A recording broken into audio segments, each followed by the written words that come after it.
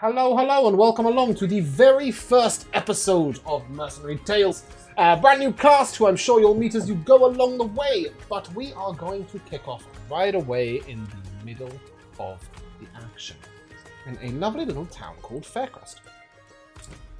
And it is about 7 o'clock in the morning, and you guys are inside your homes getting ready for your very first adventure outwards. And I will turn to the Wildheart family, to Kensidon and Hugo, and ask them, what are your last things that you're packing? What are you doing for breakfast? And what is happening in the Wildheart house at this time in the morning, given that you're leaving in about an hour? Oh, goodness. I know, I feel like the last thing that I would pack is I'd slide my sword into my sheath, but that seems so cliche. I'll look over at my sweet, sweet brother. Well, I think Hugo will probably go up quite early today and already packed everything. I think he's probably currently in cat form, sleeping on the couch. And so the big characteristic of Hugo is that he has this moppy black hair, and it kind of affects his wild shapes. And so I will show you guys in the channel what he looks like as a cat. Oh goodness. I love it. So that's him. He's just curled up in a ball, asleep on the couch. Luscious lock. Yeah. I guess in more of a rush state, just kind of throwing the last things that I have that I need to do together. I panicked, run out the door, kind of look around for a second, and... Well, I mean, you're not quite leaving yet. Are you breakfasting? Yeah, I'm walking out the door of the bedroom. Oh, I into see. Into the room, and I look over the couch, and... Hugo, what's for breakfast? I kind of just look up at you, yawn, stretch out my cat legs, and then just go back to sleep. Just drop a mouse in front of you. You will hear from downstairs, breakfast is ready, boys! Come on! You don't want to be late for your friends! Maybe it's time to be less of a cat, huh? I'm going to telepathically say to you, can you carry me? God, shoulders. Shoulders? I like that. Yeah, I'll just jump up on him. Yep. Sounds good. And as the two of you go down, you will find Mum and Dad sat at the table. There are 2 plates piled high with pancakes and fruit and syrup. The special breakfast of adventurers. Although one of our players on Sunday says that you can't have pancakes, they should give you disadvantage on dex saves because they're too heavy. But today is not a dex save day, so you'll be all right with your piles of pancakes. And as you're sitting down, Kensidon, your father is constantly admonishing you to make sure you take care of Hugo and look out for him because Hugo is small and may sometimes need protecting. Whereas Hugo, your mother is sort of admonishing you not to wander off and get lost, and that not all animals and beasts are friendly. You don't know that. Doing the wagon family. Some of them aren't. Don't you go trying to befriend dragons and demons. Well, who else is going to befriend them? Anyone but my son. You've got to stay safe. Oh, well, a I little hate to bit break it to your mom. There than I am, Mom. It's okay. I think if anybody's saving anybody, it's him from me in a bad situation. Yeah. Well, you two better be safe. Eat up. Oh, we'll have the most safe adventure you've ever heard of, Mother. Oh, did I just break Fairhaven? I did. Faircrest. Sorry. Well, I guess you got everything. You got the tent. Where are you meeting them? You are meeting them at the east gate of Faircrest, so you can. We're meeting them at the east gate of Faircrest. Yes. Tell them that. I suddenly realised that I asked you a question that you had no answer to. The east gate. Good. Well, go on then. Don't be late. I packed I'll you tell some them you love lunch. them. Me? What's for lunch? Both of you. It's in that bag there, and there's a little sort of knapsack. It's like a little paper bag with a couple of ham rolls in it and an apple each. Oh, I'm gonna start eating one of the ham rolls. Yeah, it's basically a ration each. You're just gonna eat. You've just finished pancakes. Yeah.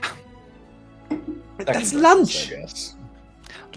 But it's already noon. It's really not. The sun has barely risen. Get out there. You haven't got time to be eating sandwiches. Go on. Shoot with you. And with that, your mum sort of wraps you in a huge hug, Hugo, and then reaches over and sort of wraps Kensidan's legs in a huge hug.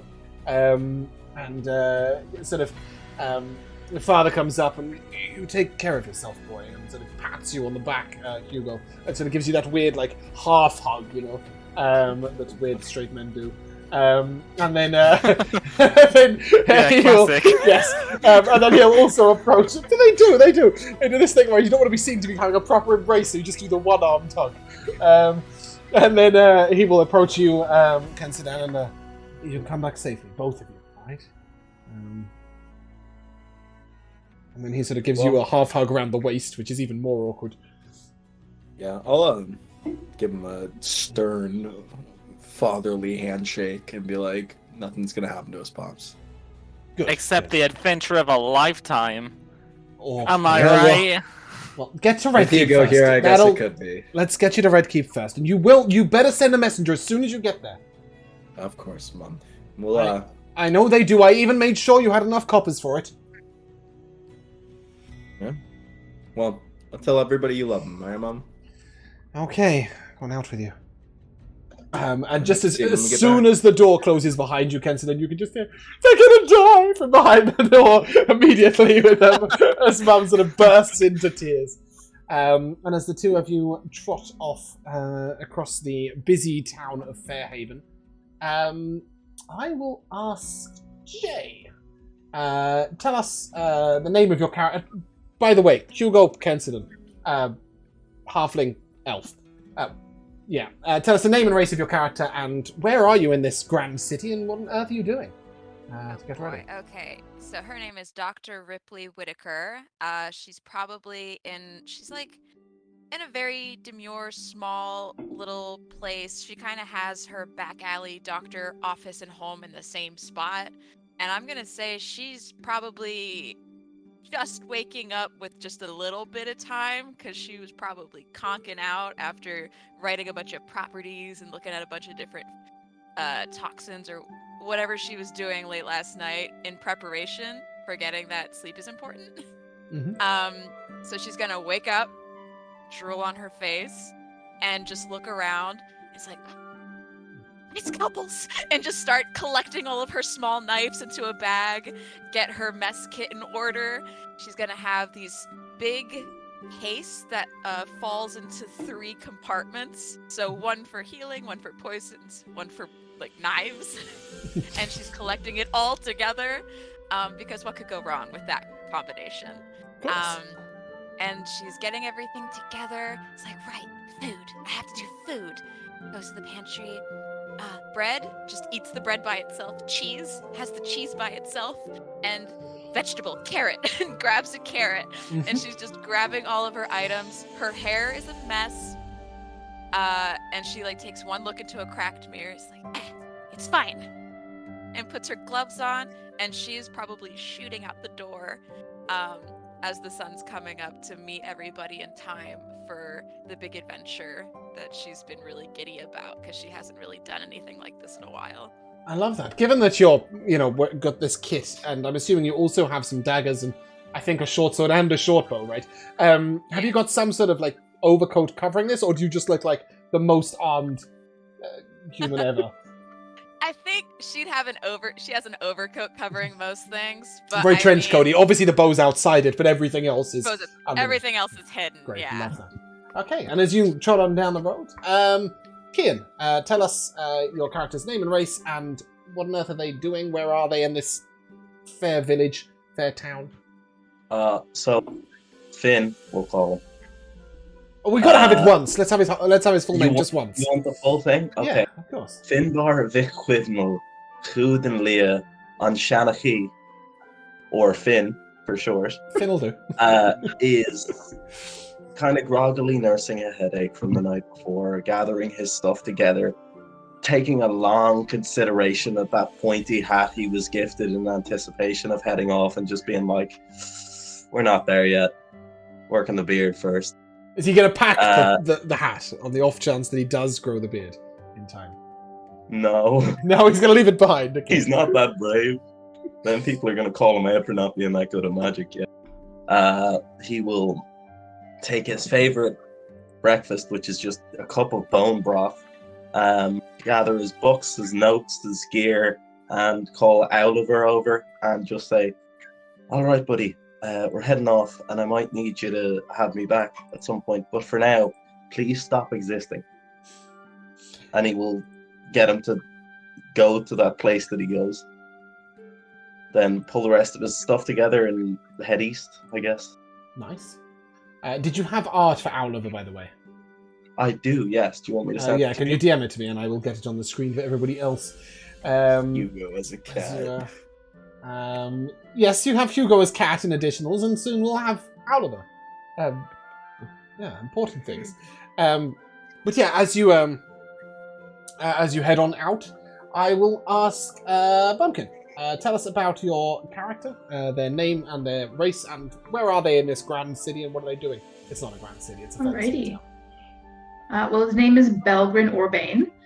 He is a pretty stout but still pretty sturdy mountain dwarf. I imagine that he's probably found some sort of like local diner or tavern. He's probably just like taking a toothpick right now and picking out a little bit of hash. He just finished up his breakfast. I mean, he knows that he needs to be heading east and meet up with the rest of his companions in at least in like a recent amount of time. So he's probably gonna kind of flick away the toothpick. He's got probably a little overcoat as well going, because he's pretty decked out, I'd say, in terms of armor, not necessarily in terms of weapons. He's got kind of a single hammer that you can see kind of on its own special handle by his hip. And he's just kind of taking a quick stroll, or a kind of languid stroll, at least due east, kind of looking around to see if he can find any sort of familiar faces, but also just taking in the ambiance of the town he's in. This is obviously where you guys have all spent at least the last 5 or 6 years. So you'd be pretty familiar with whereabouts you're going and where you're heading. And as you sort of bumble on down through the town, pay off the last bill. Justin, tell us a little bit about your character's name, their race, what are they doing this morning, that sort of stuff. I am playing Eatsil. He's human. He's one to be ever ready, so he's fully packed the night before, and with Wanderlust in his eye, last thing he does is grab his bow before heading out the door, and you'll find him climbing up the nearest tree to just greet the sun, as he has full sight of the road and is ready to meet his companions. You see that he's finishing off an apple that he's cutting with his dagger, and after taking a bite, you see he just cuts off a piece and takes that piece, puts it up to his shoulder, and you just see some green scale. Just grab it, eat it, and say, "Dira, it's gonna be a big day for us. Hope you're ready." And that is who is Dira? Dira's my flying snake. I believe we should have an image. Ooh, no, that didn't work. We should have an image there for you all. That is Arendira. Or Arendira, is that right? Arendira. D-I-R-A. Ooh. Okay. D-I-R-A. Well, that's really hard to edit while I'm in that screen. There we go. Cool. And yeah, I mean, you're the last one I came to, but I'm sure you won't be the last one there, given how prepared and early it's all sounded. And as you all get to the gate, you can see the stable master is just bringing out the donkey that you have so delightfully named Messy the Messenger, and the wagon that he is pulling. And the group of you sort of bumble into each other. Everybody arrives at about the same time. You know that you're going to be heading southeast to Oakhaven and onwards to Redwood. It's about 8 a.m. I'll hand over to you. Hey, you guys ready? I think I'm gonna miss ready as we nice can warm be. indoors. But yes. Indoors, outdoors, whatever. Man, let's just have a good time. Oh, I think I left some of my jars in my cellar. Oh, that's okay. That's okay. I don't need them. We'll get new Well- jars. Better jars. But Better the- jars. Okay, but the jars will be empty, and these ones have things already in them. Then get You the can put things. things to put in the new jars. Better things. Bigger things. That's Adventure what I'm jars. saying, Hugo. I do like the sound of that, actually. Yes. Okay, yes. I think I'm pretty much ready. Does anyone want a quick checkup before we head out? Do me. Me. You? Okay. Oh, So Lord. she's just gonna lean in really close into your eyes and You just just do a see little. big brown eyes looking back at you. I'm gonna summon my not so unseen servant behind her. Give it to him straight, Duck. Are you feeling a little peckish? Did you eat well this morning? I'm 2 breakfasts. starving. Shush. I see it in your cheeks. They're kind of flushed. I'm My practically unseen servant- fading away. Do you my want a unseen servant's carrot? gonna poke her on the shoulder. Just to ooh, yeah, I suppose you can feel it. You can feel it. It's unseen seven is corporeal. Can you? I Yes, suppose they can not carry so- things, right? So yeah, Yeah, Yeah. I guess yeah. so. Okay. Ripley pulls a small knife out and like spins around. Just gonna shade Oh, right boy. through the like basically apparent smokish version of me, and it's gonna be like, got you. Well played. Just gonna put it back down. Like, fine. If you're well enough to play jokes, you're obviously okay. But Hugo, I'm not can gonna- I still have that carrot? Hugo, I'm not gonna eat all my lunch. You can have some of it. But I still want the carrot. Mom's Ripley gives you cooking. the happy carrot. Nice. I just eat it in one go. Assuming that Itzel is probably going to be scouting ahead on the road, right? Who would be driving the wagon? Who would be guiding the donkey? I mean, it doesn't take much guidance. It's just you just sort of go and stop, and occasionally. Hugo, you're good with animals. No? I don't think Hugo's Yes, but it big gets enough. into a weird area. If I'm the one like at Can the you, race. can you talk to the messenger at the least?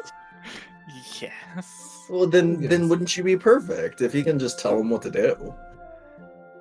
Well, okay. Okay. You've twisted my arm, but okay.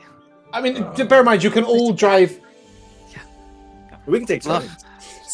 Sorry, Jay. Say that whatever you said again. No, he twisted his arm. It's just Oh, he can't use it now. Oh no, I don't know how to do this. You're the doctor. Oh, Right. She is going for your arm to try to snap it back into place. I'm gonna immediately wild shape back into my cat form. Alright, she gives up. Obviously, you would all be capable of driving the wagon. There is no one of you who will be able to more than anybody else. I was just wondering who would be doing it today, given that it's new ground. You guys are heading into a new place, and it's a new job, right? You all would have learned at some point to drive a wagon. But as you head out of Faircrest, you see sort of the large mountains looming up on the east. Sort of very high peaks that border the edge of the country. You know that you're heading into the low hills, a little below that, into the wondrous vineyards of Oakhaven. I think I've flipped that around. I think the mountains are to the west, but you're going south, so they're on the right, is what I'm getting at. And forget east, they're right. And as you head on down the road at the beginning, you notice that it is sort of briskly cold out today. The sun is up, but it's a little bit of an icy wind catching your cheeks. The road is fairly empty at the moment, save for a young fellow who's quite a long way out in the distance. You can just see him. He's got one of those classic sort of sticks with a little bundle attached to the back of it. He is also heading south. Looks like he's been out for a couple of hours or so if he's already that far down the path. But other than that, the morning is undisturbed. How do you all behave when first heading down the road? Is it a lot of pushing and shoving and lunacy? Is there singing going on? Is it just nervous chatter?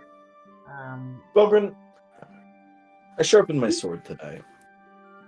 Does it... Look at this. I tried to own the edge. I took a sheet of paper and it cut it through pretty good. But my friend, he keeps telling me, can't have it too sharp, it'll break. But look at this. Is this good?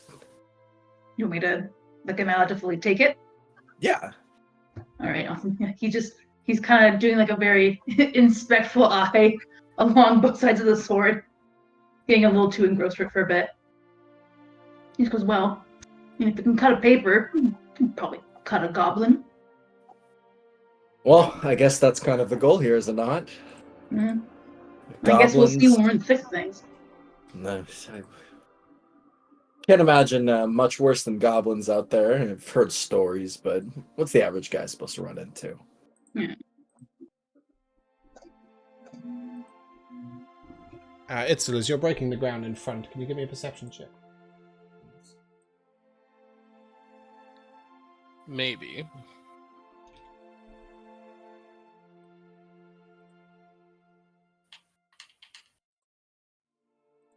Ooh, that is a nat 1 for a 6.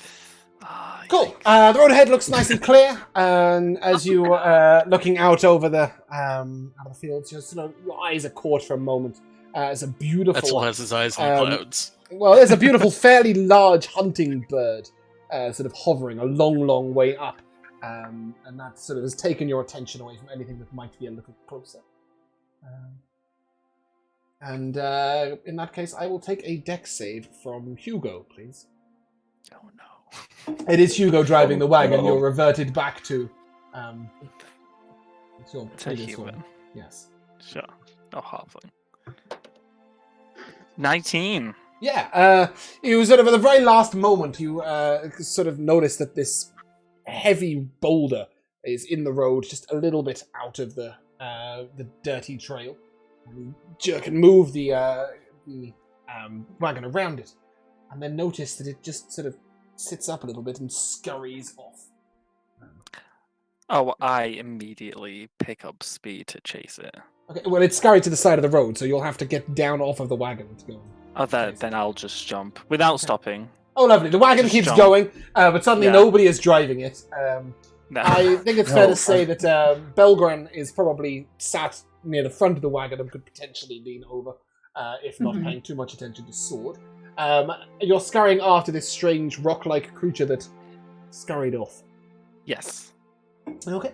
Yeah, it's not very fast, and it is moving sideways, as all crabs are wont to do. This is a land crab, a large rock-like creature with a shell a bit like an armadillo, but sort of equally balanced. It's got 6 little legs, and it's scurrying to the right. And 2 little tiny black beady eyes that fix you very quickly with a little bit of fear, and then scurries a little further away. Hugo, what in the hell is that? I don't know, but I'm gonna find out, and I want to chase after it, and You've already reached it. It was moving at like. Oh, is it stopped moving? It's got a 5-foot walking speed, so. Oh yeah. Then I'll just walk behind. You're keeping with it quite easily. Yeah. I'll just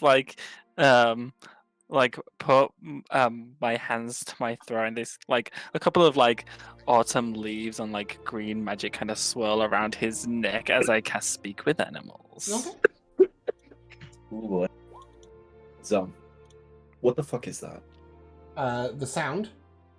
No, the the moving land crab. rock. Ah, well, Hugo doesn't name animals. He's talking to it. it's the final villain of the campaign. I'm talking to Zell. Oh, Hugo's Itzel, already sorry. grown, yeah. Itzel, Yeah. go ahead and give me a nature check. See if you know what it is.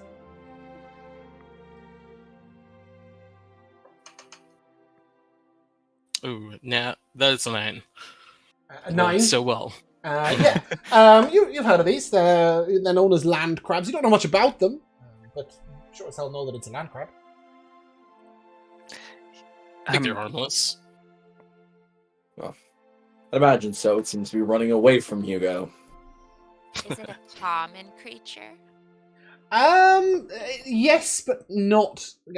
Give me a survival check. See whether you know. You haven't seen one of these before, so it's certainly not that common. But Itza will at least know that they're not that rare either. Oh boy. That's a 8. Right.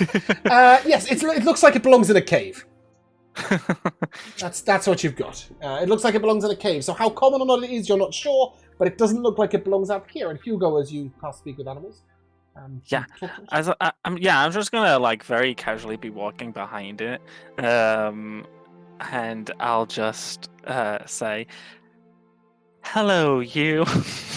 Okay. This land grabs it and slowly turns around and fixes you with its beady stare. And, hi. Do you have a name? Yes. What's your name? Stoben. Stoben. That's a great name. Hello, Mr. Stoben. Just Stoben. Sorry, Stoben. I am Hugo. Okay. Where are you going in such a rush? You big thing in path. I move.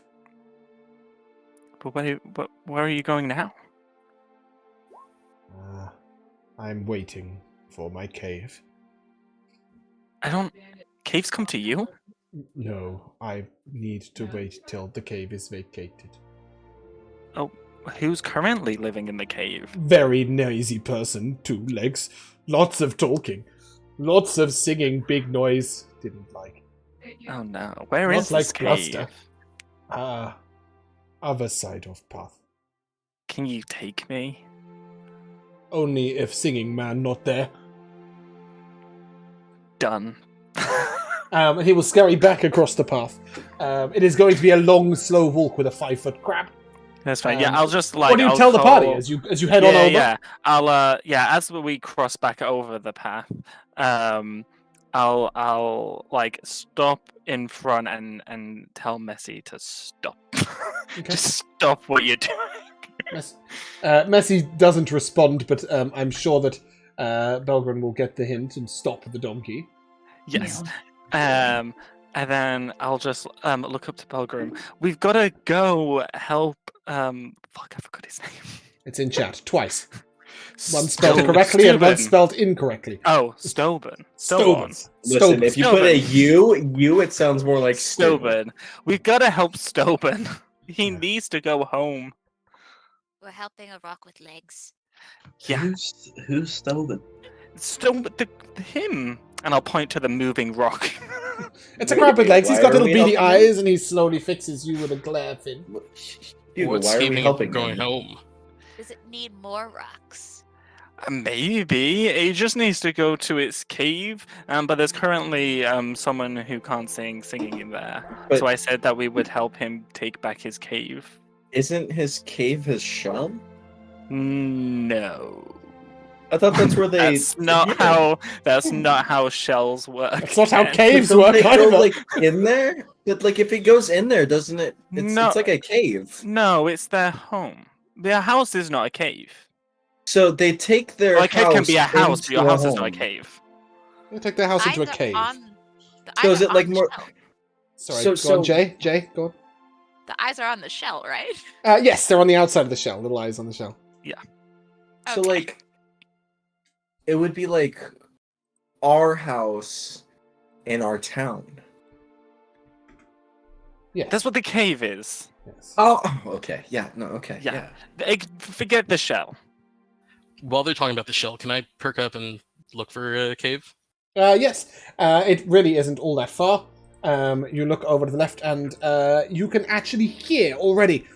Hey! Back off! Back off! I'll hit you. I will. It's a lot of commotion over there. Oh, sorry, I've just DM'd that to Yuki, and that is not what I was looking for. In the Discord channel is a picture of the land crab. Aww. He's adorable, and I love him. We're gonna keep him. Oh my gosh, can we have a pet? No, Looks you like a cannot boulder, take this right? creature away from his home. You're trying to get him his home back. But anyway, you hear, back off, I'll hit you, I will. Oh yeah, I'm so running over there. Okay. As you begin to run over there, you see an entrance to a cave. And in front of it, with its back to you, a rather large creature. Did I really put... I put this under NPCs. This is not an NPC, I promise you. Oh, Crikey.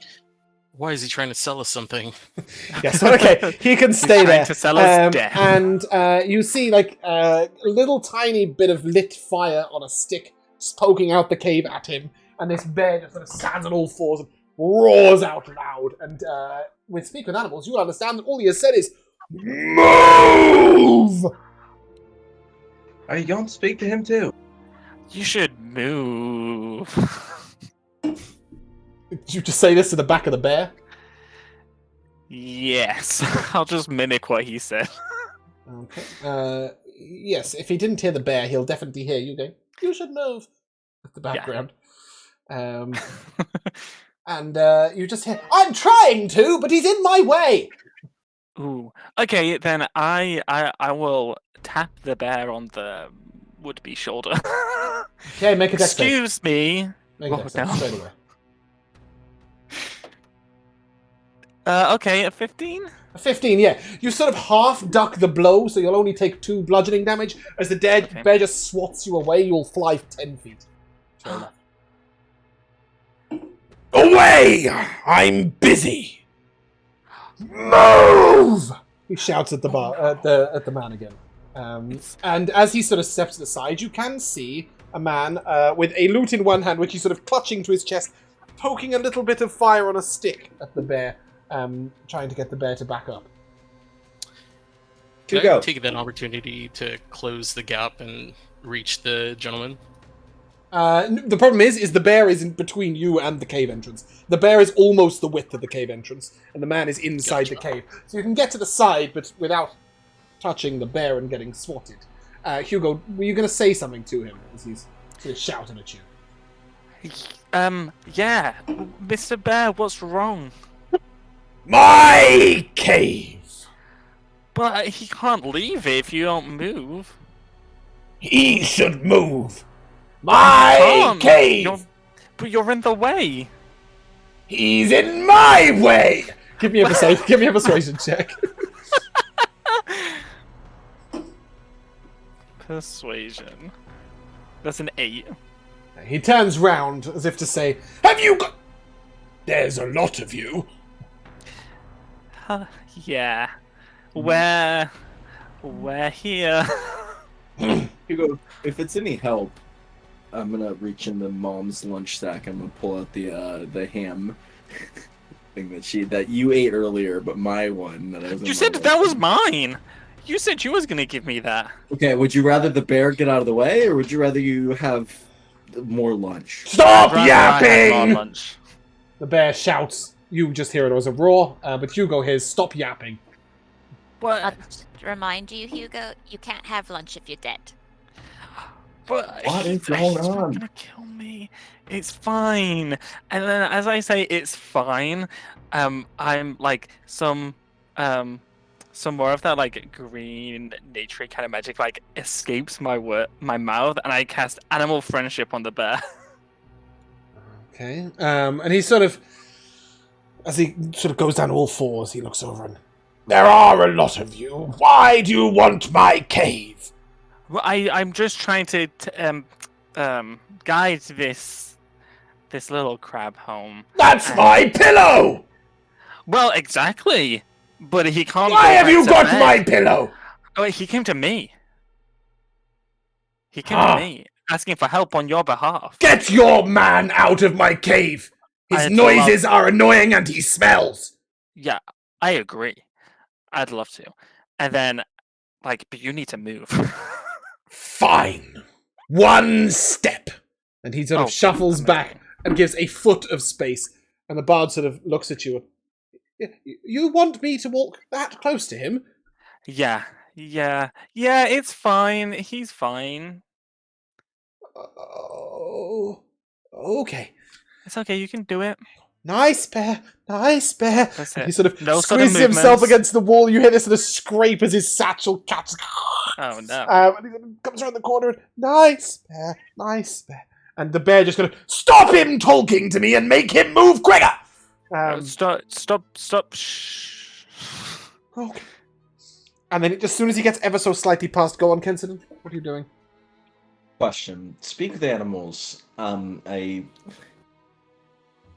If you're comprehending and verbally communicating with the beast, would that not mean that this entire time Hugo has just been roaring back and forth with the bear? So I roll it slightly differently. Although Hugo may make some roaring noises, it is more that you give the bear the magical ability to comprehend just you, and to communicate back with you. Right. So I think it's more because otherwise it would be very weird when you cast it with like a fish or an insect, right? I don't know. I still like it that way around. But yes, I can assume that Hugo is sort of still doing the mannerisms and the occasional little minute roar, and definitely sort of he looks a bit bearish in his hand movements.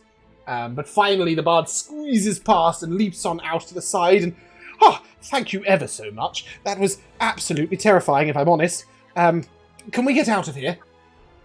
What does he smell like? He smells like he's been in a cave overnight. A little mushroomy. But below that, you get a faint smell of something. Give me a perception check.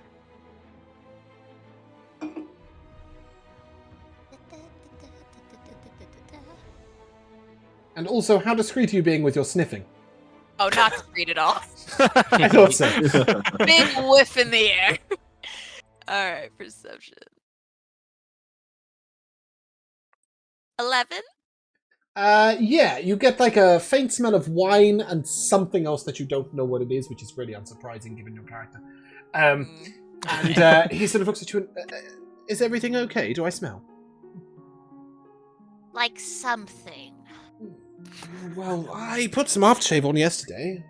Cedar It's apple, that's a new definitely one. not that. It's definitely that. Yeah.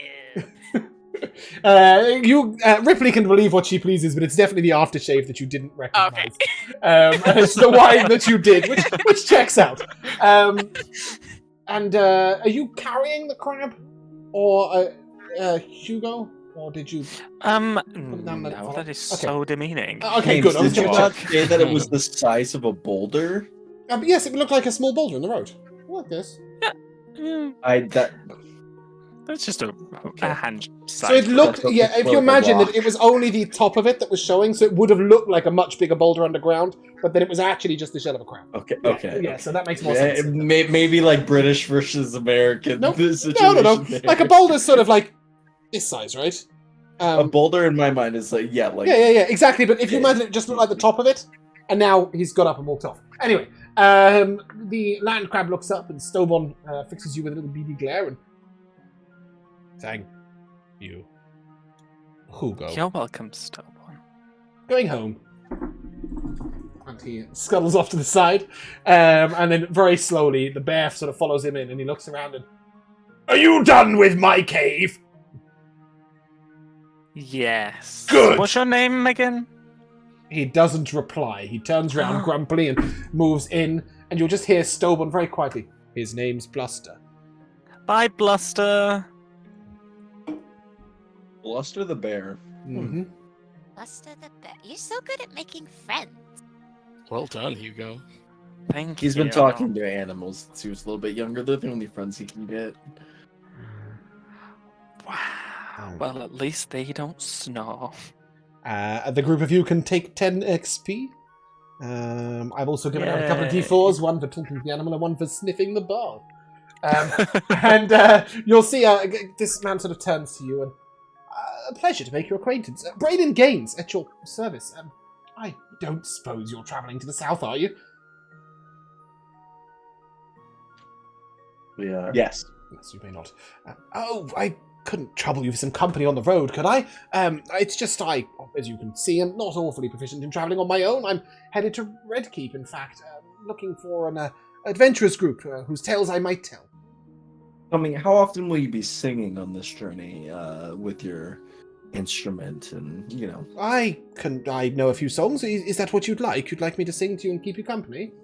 Quite the opposite. We heard you Here- on the way over. Did not hear him rather singing at any point. eager. No, We're but we rather heard your eager voice. not to attract attention if it could be avoided. I can be perfectly quiet when not being attacked by a bear, but a little conversation along the way, and it's just some of you How do we seem know they didn't attract the bear? well-armed. I think I took the mistake of thinking that the cave was vacant, and it would seem that it was vacant at the time, and yet it doesn't belong to nobody. Or so. Question, Finn. Why do we want to be quiet? I love making noise. I'm well aware. I want to be quiet to get some reading done. What are you I reading, young boy? Thanks for- It changes, I guess, and he'll take out his book and show him one of the pages where the spell formulae are written out. So when you open the book begins to write out itself. And it tells you, collect me 3 classic wizard spells, and a 4th I shall provide. Any of the following will do. And he will ask you to collect the book. Bear with me 1 second. I was not expecting this to load quite so early. He will ask you for levitate. Come on. Where's the rest of the list? Loading on. Thank you. Levitate, absorb elements, burning hands, and chromatic orb. Did you not say 3? That's 4. Yes, so find me 3, and the 4th I shall provide. Oh.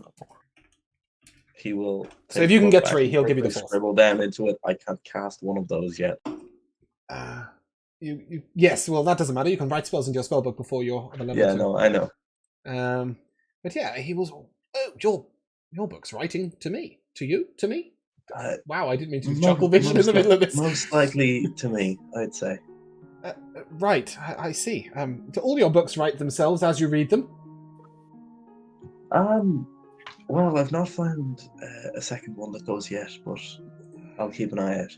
Truth be told, I've never seen one like that. I must say, you are all awfully well equipped for a travel down the road. That is one marvellous hammer you've got there, and he'll point at you, Belgren. Yeah, I'll take it off of its little hand thing and just give it to him to hold. Oh, wow, that is heavy. Wow, that is quite something. Very impressed. This is, are you a fighter? A warrior of sorts? Just a wielder of a very, very sacred item. Before I drop it, and he'll sort of put it back, and he will hand you back your hammer. There is a picture of it in the Roll20 chat if anyone is interested. Mm-hmm. This is Jovelhon, which is the clan weapon of the Urbane clan, passed down to, I nearly said passed down to Bumpkin, that would have been passed down to Belgren over time. And he said, are you all you're planning on fighting something, or are you a troop or a team? We are I'd say just so. a group of companions looking to be prepared for anything. Oh, well, that's wonderful. I don't suppose you're headed to Redkeep by any chance, are you? A proper adventuring party should register, you know. And it is a lot easier to register if you have somebody to speak of your great deeds. Even the lowliest of mercenary companies need a proper record keeper and minstrel and bard to tell of their tales. And not that I'd be following around all the time, but when you return to Redkeep, you could always fill me in, and I can write songs about you. Tell all about you. Raise your fame, raise your game. You did save me from a bear, after all. Bear tamers or bear slayers? What's the thinking? Bear tamers, I suppose. Slayers? You didn't pull a sword, so... Yes, indeed, bear tamers. Apparently not. The Bear Whispering Company of the West. No, we're called the Good Company. Good Company? That's a wonderful name, I like that. And perhaps you are good company, but do you always do all of your travelling standing still, or shall we get back to that donkey of yours over there? That is your donkey, right? Yeah. It's awfully well behaved, it's just waiting. Remarkable. Call him the messenger. The donkey Messy is the for messenger. He delivers the Good Company. Oh, I see. It's all well. That's rather marvellous, isn't it? Shall we to the road? You didn't confirm, but you are headed to Redkeep, correct? Mm-hmm. Wonderful. Yeah. How do you all know each other? and he will begin to walk with you as you travel on down the road. It's a long story. Cue flashbacks. Hugo is my brother. Confusing, I know, but I just grew up tall. Right. Assumably, it's I'm a halfling. You're not. No, I am. I'm a tall version. You're a halfling with a milkman for a father. We just...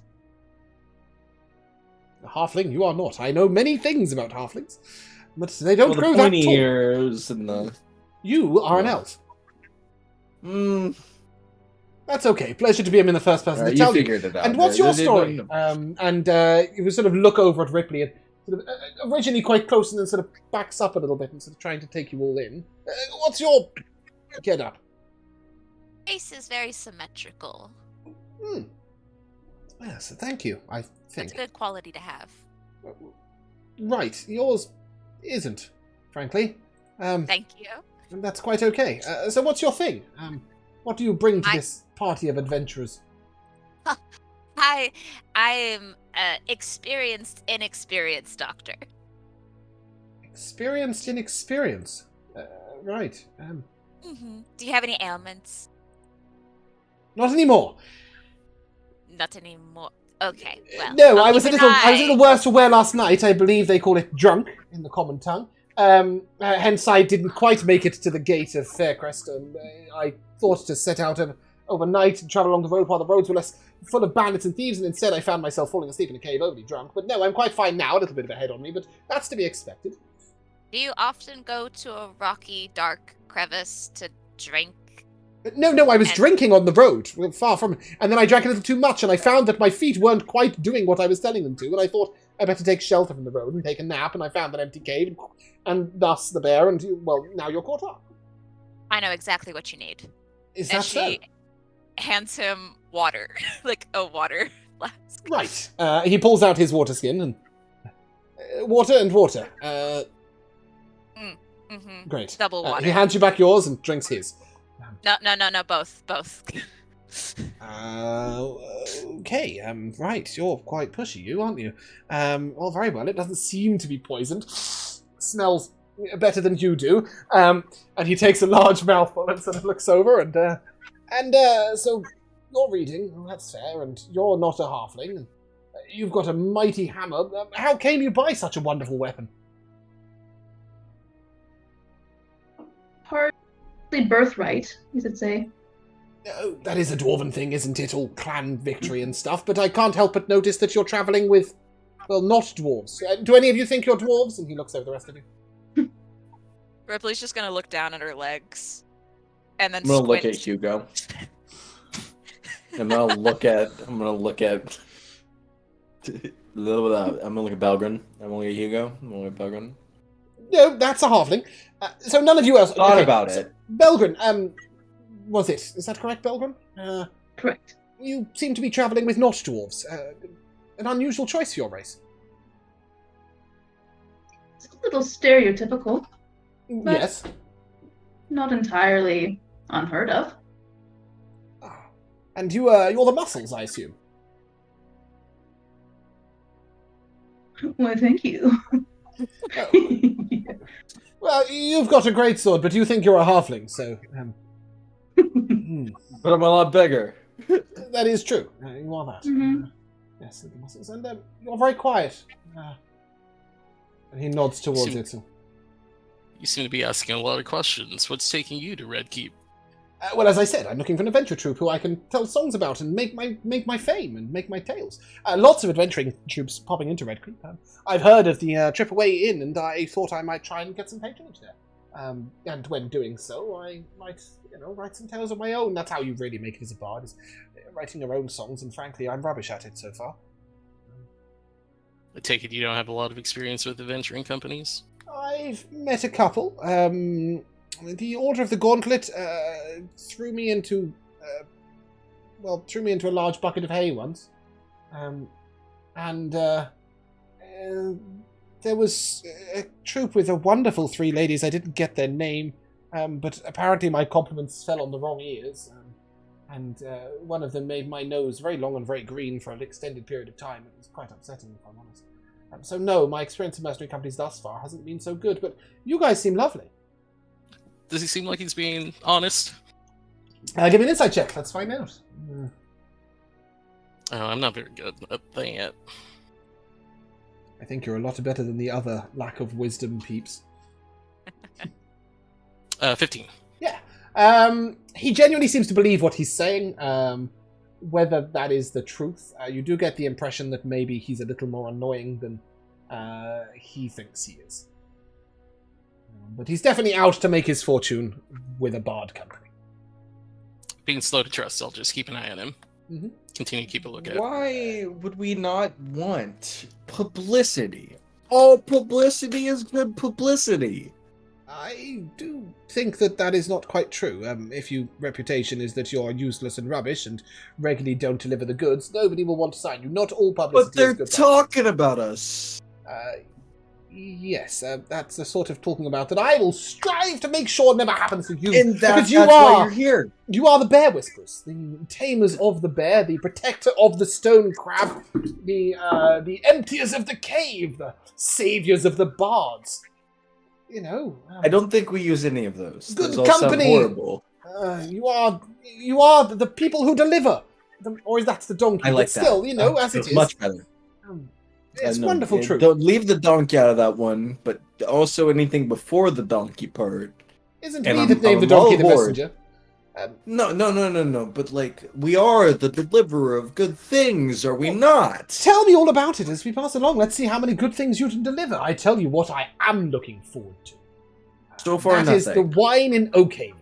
We are headed via Oakhaven, correct? Yeah. Yes. Excellent. And so we should be. So we have no stories to tell. I guess Hugo got a black eye one time, but he Well, that's a tripped. story. Oh. Well, you must have a story. And he sort of looks over at Ripley and, how did you come to be a doctor? That must be a tale of some sort. Yeah, it is. Oh, were you expecting more? He wants you to keep going. That would be wonderful. Some details would be greatly helpful. Well, I've never, no one's ever asked me for a recall of everything that's happened. And she just starts to do that No, not everything. 1,000-yard Just stare how at did a you? wall. How did you become a doctor? That's all I'm wondering. Well, I'm friends with Hugo, and Hugo's very good with plants, and Finn is very curious about big things. And so our interests kind of collided, and I'm very interested in different anatomies and how different properties can kind of combine for the greater good. And so here we are. Oh, Might sounds like you're as much of an alchemist as you are a healer. Is that so? It's better that I'm more successful with poisons than health potions at the moment, but we're getting there. Well, you can only find out by learning and by trying, right? Experiment is the key to knowledge. Do you want to try my latest concoction? Absolutely not. Oh, okay. Wait. Ripley, if you're not... I'm gonna pull out the health potion that she gave me like 3 months ago. If you're not good at health potions, what happens if I drink this? Oh, are you kidding? She grabs it from you. This is expired. Can't drink it now. Health potions expire?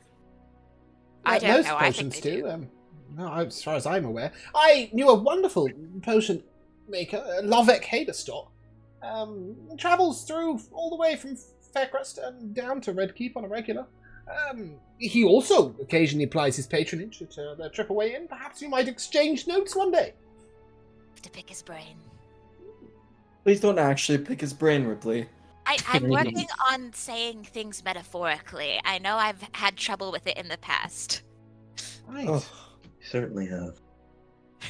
And speaking of exchanging notes, if you keep reading that, does it keep writing new things?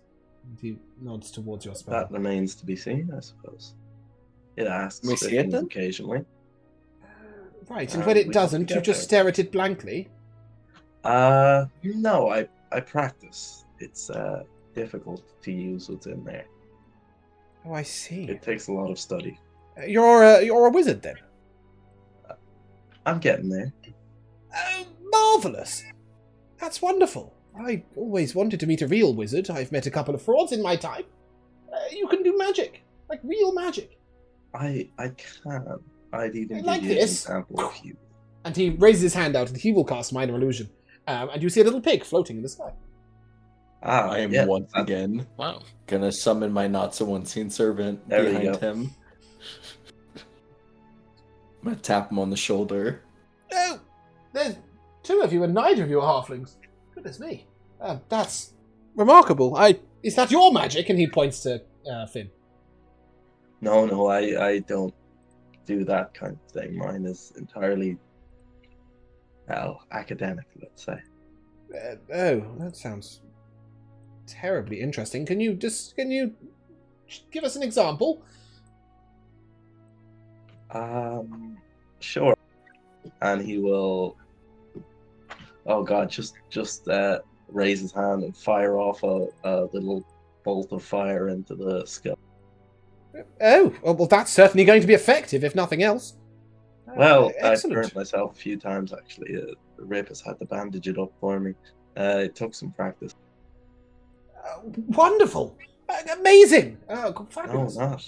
It's very sore. No, but I mean, experimentation is the way to learn. I keep saying that. That's how I learned to play the lute. And besides, how could your friend here be a better healer if you didn't take such injury? That was my first burn wound. I would like to say that. Oh, Mm. and they survived You've gotten it. better. Wonderful. You have gotten better. Marvelous. Every time Cian seems to trip, he breaks an ankle. Sorry, Finn. Finn.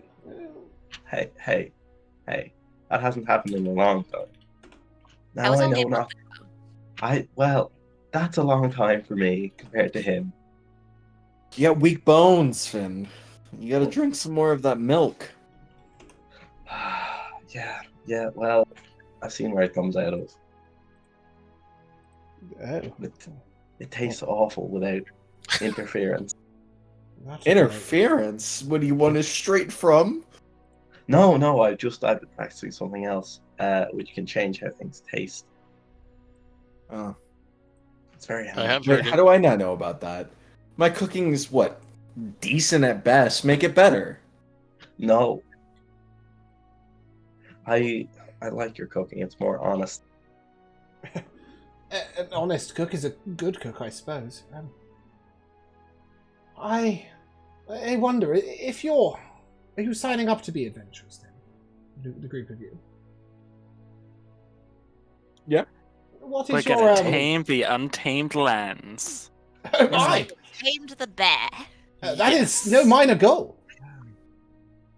And what do you, besides your bear speaking, what do you bring to the table in your skill set, young halfling? Are we currently in the wagon? Some of you are, some of you are walking next to it. I meant to put you on this page. You're currently on the road from Faircrest to Oakhaven. Okay. Is he in the wagon or is he walking? Currently, he is walking next to it. Okay, then just shoot by him as well. Then I will wild shape into a lizard, a black lizard, and I will crawl up Ripley's leg and then just sit on her head. And this lizard also has a funky hairstyle that I'll share with you guys. Where did he go? Jesus fucking Christ, Josh. Oh my god. Please tell me of this for everything This that you has gotta change be into. We're going to have a hard time when he starts turning into owlbears. No, I'll find something. Me to the I'll Black find Parade. something. I love that their hairdos are matching, so it's just puffy hair and lizard puffy hair. Yeah, exactly. You can't even see the lizard really. It's just extra hair. Very deep, Josh. Good. Well done. Well done. Brayden looks around and where did he go? Oh, that's him. He turned into a lizard? He talks into people's minds. Just give him a second. Do it! And he sort of leans up close to you and go on. I lift my head so I can out of Ripley's hair so I can see him, and like I stick my tongue out and like lick one of my eyeballs, and as like the tongue like just drags down my lizard face, I just say, "Hello." Oh my, that is absolutely remarkable. And the rest of you just pale in comparison to that, surely. Apart from the wizard book man, he's going to be mighty. What do you do? Not halfling. Well, yes, I am an elf. Good fun. He gives you a little clap. Yeah, I've known it since I was born, but thank you. Remarkable. What do I bring to the table? Yes. You've already noticed the short sword for sure, and short sword? that wasn't... Or my long sword. Great sword, I believe. It is a fantastic sword, one might say. Yeah, I guess it's long for me in comparison to giant for my there's brother over there. 2 of you. You noticed. I thought you thought that was... No, I asked him, and he said it wasn't him. He does things more academic. Yeah. I don't know. Thought about what I could have been, and just appeared. Right. You see him But the hesitate for a moment. sword, though. You see him hesitate for a moment, like trying to imagine what he could have been, and then looking around. No, not working for me. It seems like a you thing. And you hit people with your sword. I do that, and do that. Have you slain a beast or monster? He's slain a piece of paper. Oh, is that so? That is true. Just like your friend here, Finn. He slays paper all the time. Look at him go. Look at him mastering it, page after page. And he hasn't turned the page in a long time, has he? On occasion, I guess I would hunt with my father, but mostly traps, not more so sword usage. Right. So, do you know how to swing it? Yeah, I practiced for a long time, and I mean, not really practically in battle, but all the time with Belgrin, and I think Belgrin was more proficient than I am. Nobody's questioning that. And gestures towards the magnificent hammer. Obviously, there's no logical reason to him assuming that Belgrin is able to swing the hammer. Belgrin didn't normally practice with his real hammer. So. Well, no, of course, but still, and a shield. But you more the big two-handed thing, bigger swings, more damage, that sort of thing. I like, you called Belgin strong, but I mean, if I'm being honest with you, sure, they just look less impressive when you've got, the slighter build. And the less heavy looking. That's what I've been saying my whole life. I'm way more built than people give me. I mean, I could do 120 push-ups right now if you asked me. Give me a strength check. If you're proficient in performance, you can do proficiency. Can I give athletics? No. That is the definition of a put-up. I'm asking you for a performance check, strength oriented. I will give you... To demonstrate your mighty guns. You have an 11, and you will take an 11, James. Yeah, he sort of looks at it. Well, you're certainly stronger than I am, that's for sure, but that's not really much of an accolade. You see the messenger over there? I could carry him. That sort of defies the point, don't you think? That's what I'm saying. Do you think I'm carrying him right now? No. That's what I'm saying. Right. Okay. I know that I'm the bard, and I meant to do a lot of the talking, but frankly, that's enough talking. I'm going to walk with the quiet one. And he strides forward and walks next to Itzel and says absolutely nothing. Give him a Itzel, side chat eye. him up. Sorry, Itzel. What was that? Give him a side eye. He gives you a little nod. Itzel, tell him about that squirrel. Do you wanna see something cool? Wait, what is his name? I'm sorry. Braylon Gaines. Braylon. Well, Braylon, do you want to see something cool? No, I would most definitely like to see something cool. I was going to do the quiet thing because you seem like that's your thing, but go on then. I can't resist a spectacle. I hold out my arm. Then I get Dira to come out and say hello. Okay, that really is beyond cool. That's in fact quite... Do you know what these are worth? I'd say Dira's priceless. Well, of course, because a friend, but you should be very careful on the roads who you do and don't show such a wonderful animal to. That's all I'm saying. Some people... You've truly seen one before? No, but I have heard tales that they can be sold up in the north for quite a large amount of money, and frankly, you don't want to meet the kind of people that would sell those sorts of animals. You should be I think I've run into those people before. Oh, I'm ever so sorry there.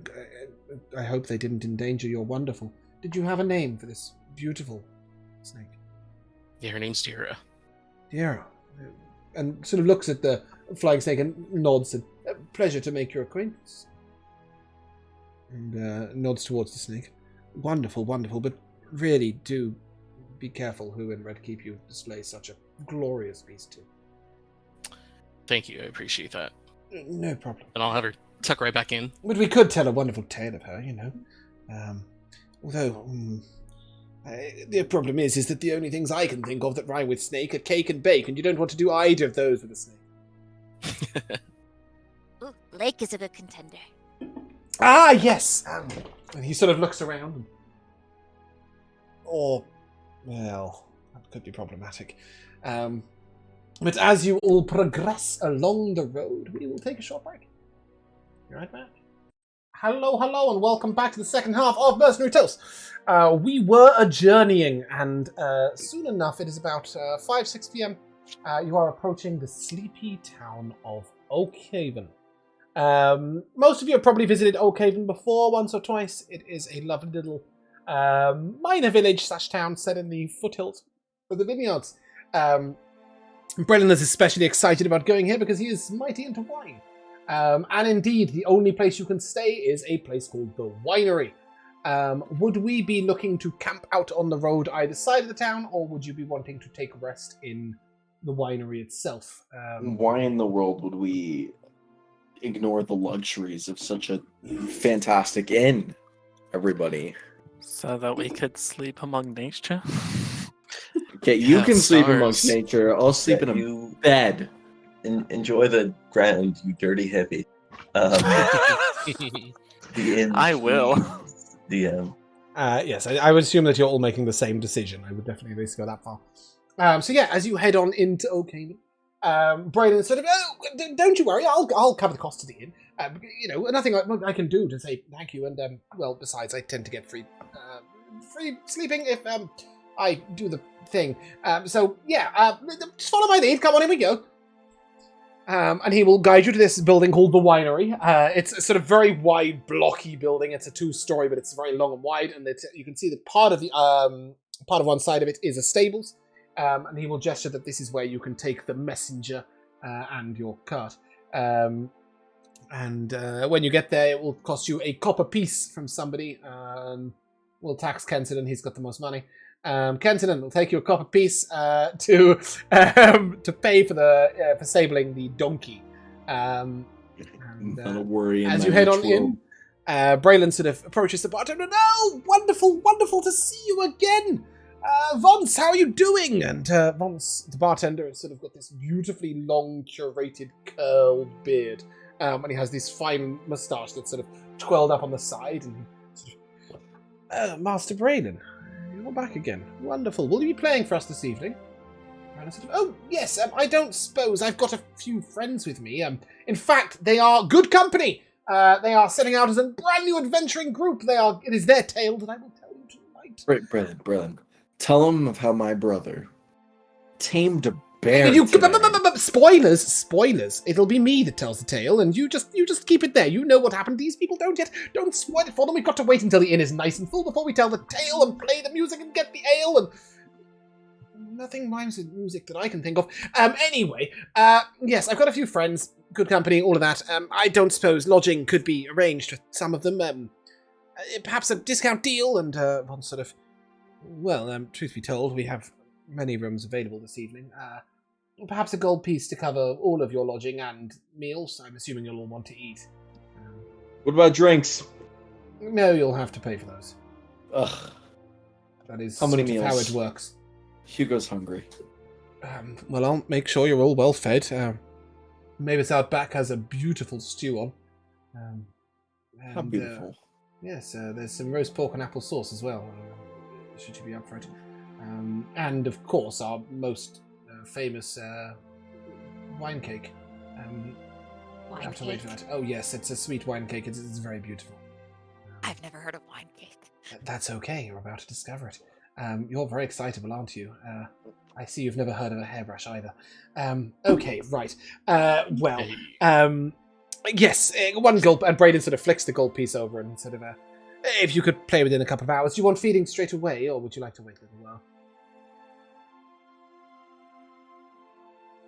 Don't think too fast, don't speak too fast, don't all speak at once. Sorry, what was the I question? can use some food. You asked Food now, Braylon food if he later. wanted to go. No, I'm Oh, asking you guys. Food now, food later. Now. Food now. Oh, I'm Now. starved. Okay. I gave up half of my lunch. Right. Okay, fantastic. Take a seat over there, and Mavis will get you all fed pretty soon. In the meantime, do I assume a round of ale is on the table? Please. Yes. 2 rounds, please. On 3 me. rounds. Kian, what did you say? Not on me. Of course. Okay. Wine later will be served with a meal, but in the meantime, round of ale. Fantastic. That'll cost you 5 coppers. I'll take it.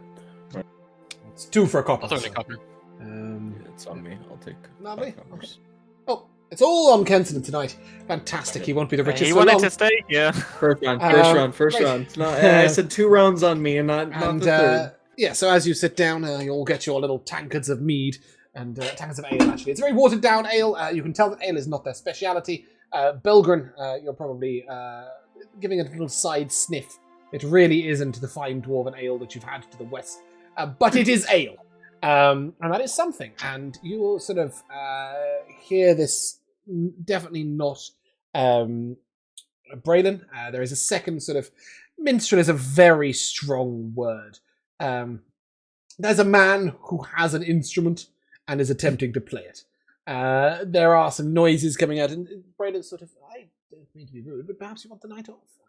I can play in the meantime if you'd like. And the man sort of nods and very shyly sort of puts away this dulcimer that he really doesn't know how to play. Yeah, Braylon will sort of set up and begin to play in the background. And as Braylon plays, it's not long before the food comes out. And as promised, there is a lovely light chicken stew with dumplings, which will be placed out before the ceremony. Any vegetarian characters? How does it taste, James? Mavis is thrilled to discover that there are no vegetarians. She doesn't believe in them, she would inform you. As she puts it down, she sort of, Amen. chicken stew for the lot of you. Fantastic. 1, 2, 3, 4, 5, 6, and 1 for the bard when he finally stops his yapping. He hasn't even... Oh, why does he have to come back so often? Goodness me. And as you all take a bite, it is like really peaceful, homely cooked. Very sort of cottagey. It's nothing special, but it's warm and it's got nice large chunks of chicken and the dumplings aren't too soft. Yeah, it's very edible. And as you all sort of munching up, a young man who has now put his dulcimer down in the corner comes over. Excuse me. Yeah. Hi. You're Hi. new here. Yes. I don't... Was it obvious? I haven't seen you here before, and I've been here for a very long time. I just wondered if you might, and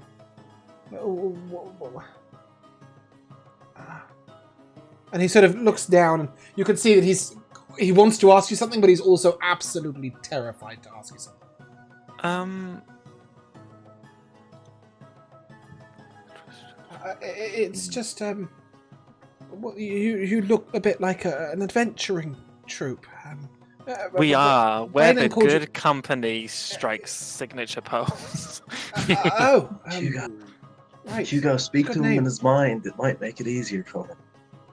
Good name. That's literally what I was just looking at, and he can't speak back.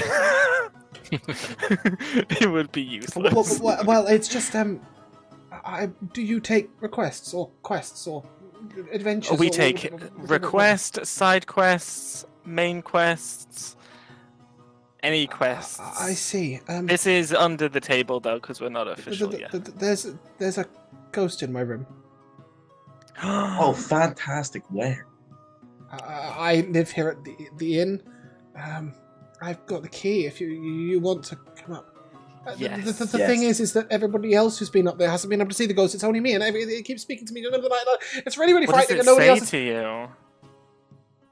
Oh, a lot of oohs and ahs, if I'm honest. What does it look like?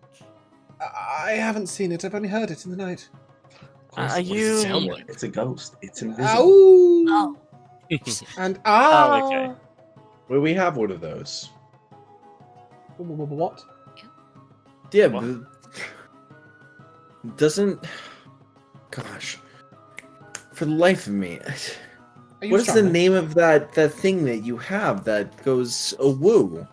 You summon it sometimes, Finn. Oh, Oliver. Just call Oliver a thing. No, it's not Well, an owl. It's not an owl. entirely It's an a ghost. It does as well. Hmm. And occasionally, I don't know if this is a ghost. it leans real close, and it says its name. note, or does it hit different notes with Lots an of I? different, lots of different notes. And it Interesting. whispers your name. Yeah, sometimes it leans real close, just makes me jump. Have you ever figured maybe the innkeeper has it out for you? No, I've heard that while the innkeeper's downstairs. Does Well- it visit you every night? Most nights, yes. Why don't you show us? Sorry, Bumpkin, what did you say? I was gonna say, does it physically try to hurt you or just kind of spook you? No, it just honestly, it just keeps me awake. You know, I've discovered this thing. My brother, he likes to talk in his sleep. I put little cotton swabs in my ears. It really just makes the experience a lot better. Have you ever considered that? I have heard of earbuds. I am not ill-educated, but then I Earbuds? might not hear it coming. But it hasn't hurt you. Why would you need to hear it coming? Yet. Does it poke and prod? Clearly malicious. No, but sometimes it gets very, very cold. Like, in a specific place, like it's placing its hand on me. Have you ever given a ghost a reason to haunt you? Do you have any enemies? There you go. No, I don't think so. You Some people don't bully like kid? my music, but apart from that, I don't think I do anything that upsets anyone. It would make you feel better if we took a look. Oh, please, I would be ever so grateful. After you finish eating, of course. Oh, there comes Mavis with your main course. But when you're finished, I would be very, very glad. How many rounds do you think before we need to go up there? Just another. Well, you'll have wine with dinner, I'm sure. And then, yes. But I'll leave you to do it. Thank you so much. Good company, right? Great If you get sometimes. rid of it, I will tell everyone all about you. Thank you Well, ever so much. What was your name? The Vickers. Do you sing, Vickers? Okay. Did you repeat it back with a stutter? Just Vickers. It's fine. Oh, okay, my bad. Sorry. Wait, you sing, Vickers? No. I play the dulcimer. Okay, then how you gonna talk about us? With my voice. But if you only play the instruments, how do you write beautiful things? I don't. I just play the regulars. But I do see lots of people in the tavern, and I can tell them all about you. Just like we're having a conversation now. You know. I love it. Mavis sort of comes past and, can I put this down? All right, come on. And then she will put out this beautiful roast pork with apple sauce. And I've just realised that Americans have applesauce, but it's like super, super sweet, right? Would you still put it with roast pork? Oh yeah, you were. Yeah. Okay, cool, Yeah. right. Yeah. Because for us, it's a very savory thing. Like there's We're not like not a bite in the barbarians. grocery store. Yeah. Very Though I do It's only know, hot dogs for I us. do in fact know what a biscuit and a cookie are. Yeah, that's fair. But anyway, she'll sort of slam it down these 5 wonderful huge plates, and then the star of the meal really is not the food at all. But she puts 2 bottles on the table. They're sort of like covered in wicker, and they are large bottles of wine. They've got a handle on one side that you can lift up and pour. And you will note that they have these sort of wooden goblets for wine. And this is part of the meal. Obviously, being the winery, it better be pretty good. The food is nice. It's very homely, very cottagey. A bit like sort of Nan's cooking sort of thing. But the wine is exceptional. Really, really good, deep red vintage. It's complements the food beautifully and really takes away from it. And as the wine is served, Brayden takes a break to come up. What kind of oats and notes are in the wine smell like? Give me a... let's see how cultured you are. Give me a charisma check. Let's see how... Can how well I you know your guidance wine. myself? Of course you can. Great. Are you doing like a big sniff around? Yeah, I'm like swiveling it around, smelling it. Look for I think you're meant to like throw some away and No. then put more in the glass. I think. I have Don't do no that. idea. They won't understand that here. Okay, that's a 12. Oh no, 12. sorry, that's a 14. Okay. This is an excellently structured wine with a spicy fruit. It is gently handled. And it's aged in new oak, which leaves it this ever so slightly sort of dark, woody smell at the end of it. It tastes good. That's Hugo's understanding. I swivel it, I drink it. Mm-hmm. It tastes good. What do you think, Belgrin? Just this is a little too dainty, but I mean, it's objectively still pretty good. It is absolutely incredible.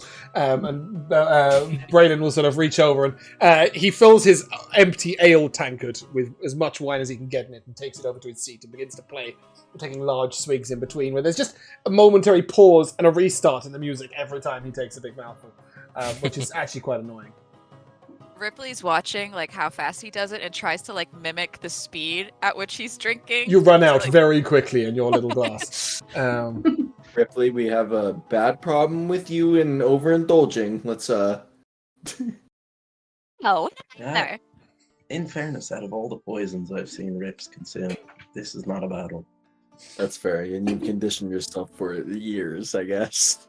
And I Ripley, think if this you is get poisoned, Oh, if you Then get we're all poisoned, dead. can you heal yourself? Ooh. You know, the first time it happened, no, I couldn't. I don't know if anything's changed since then. Wait, so Ripley, if I get poisoned, can you cure it? Theoretically. I'm gonna down my ale. But, As at you least you find won't your be way frightened if we meet a ghost. as you find your way through the food, Mavis comes over and there'll be a bit of a break before dinner, before dessert even. It's just the wine. It's there'll be a break. And she sort of heads off, trying to say something about the wine cake, but never gets to the end of her sentence. This would be a good moment for you to pop upstairs and see what's going on. Hell with this yes. Let's discover a ghost. ghost. Is everyone going? can Oh. Ripley Yeah. bring one of the wooden mugs of wine upstairs Yep. with As us? this little while wooden we- goblet, okay. it's a very fine wine glass, but it's just made of wood.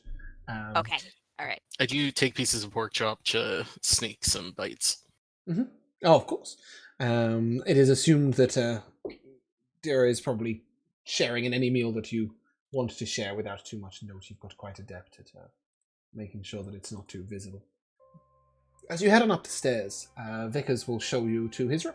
And the one thing about this room is that it is one floor above all the others. So it's a 2-story building, and then he's got like a little, almost like chimney building. As Oh, soon the as you enter- penthouse. It's very small. It's more like the little attic, the storage cupboard, if you like. When you get in here, there is immediately a chill in the room. You will see sort of strands of cobwebs across the ceiling. and because the ceiling's quite high, it's a little cold in here, slightly damp, and there's a sort of eerie silence that you can almost hear the rustling of the wind on the dust as you enter in here. Ripley, Vickers sort of, sorry, Ripley. Vickers sort of, you go ahead. I will, I'll be right outside. Quick question, just because I don't understand this mechanic yet. Would divine sense help in any way? Oh, 100%. I believe your divine sense, I thought you got that level 2. I believe divine sense is you can sense the presence of any undead, is that correct? Celestial fiend undead within 60 feet. That's not so a ghost will most definitely be an undead, provided the ghost is not hiding outside the walls. Yeah. Do you think this takes a specific form? Do you think it sort of looks like something, or do you just sort of think very hard and look out? I guess like there'd be almost like a quick little pause of almost like kind of like a mutterance of some sort of prayer in Dwarvish, and then like when the eyes open up again, there's like a little bit of a faint glow to them. And that's kind of how the magic comes through. And as you do so, you see this sort of almost starry like shape on the ceiling. It is definitely a ghost, and it is moving sort of across the ceiling and back really slowly. You get a hint of it from your divine sense, but you can't actually make it out with your naked eye at all. But you are able to note that there is a ghost. Oh, just like I have like a general sense of like where it is. You know that there is an undead up there, and sort of your magic is highlighting it, if you will, for a moment. You know, like when you press the key in a game to show you where all the openable chests are. And like that, but it's just showing you one undead on the ceiling. Okay, yeah. I'll point out, kind of like track with my hands kind of as it's going. Because I also assume that no one else can also No one else knows about it. No. So yeah, I'll just keep trying to relay to everyone else, like as it's kind of scurrying along the ceiling. And you just say ghost, or what? You know, what's a? do you tell him what it is or how it looks? Well, I guess I don't really know much more of what it looks, other than there's some sort of ghostly figure that's scattering along the ceiling, right? Yeah. Okay. And as the rest of you are informed that there is a ghost gently moving across the ceiling, you just hear Vickers, "Oh, I knew it!" and runs off down the stairs. Fantastic. I was hoping he wouldn't be here for this. Hello? Sorry, Edsel, I didn't mean to interrupt you. Did you want to finish your sentence? I was going to say, Belgrade, can you contact it? Can you talk to it? I believe my abilities only give me the option of detecting it, not really communicating with it. I mean, we can try to interact with it and see how it reacts, but and it's Hugo's. As you say this, Finn will get a response. As you just hear, "Ow!" and then it comes right to your ear and visitors. "Ow!" It sounds really put on. It sounds like a 7-year-old doing an impression of a ghost.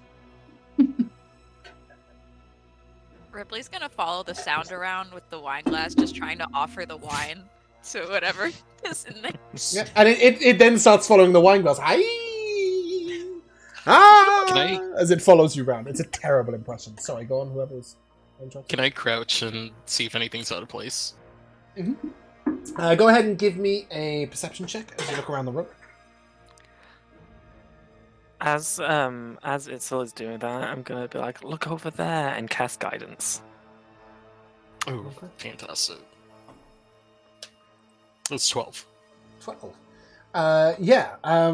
Apart from the fact that the very upper part of the room is very unkempt, it looks like nobody's been at this place with a duster in years. There's a lot of cobwebs, but no sign of any spiders specifically, so maybe they only come in at night or something, or they're out hunting or something, but you don't see any spiders, you just see webs. And then lower down, you do see that it's a fairly basic room. There's some clothing on the floor, but nothing's... it seems like a very average inn room. It's sort of exactly what you'd expect. DM, can I go and collect a load of webs?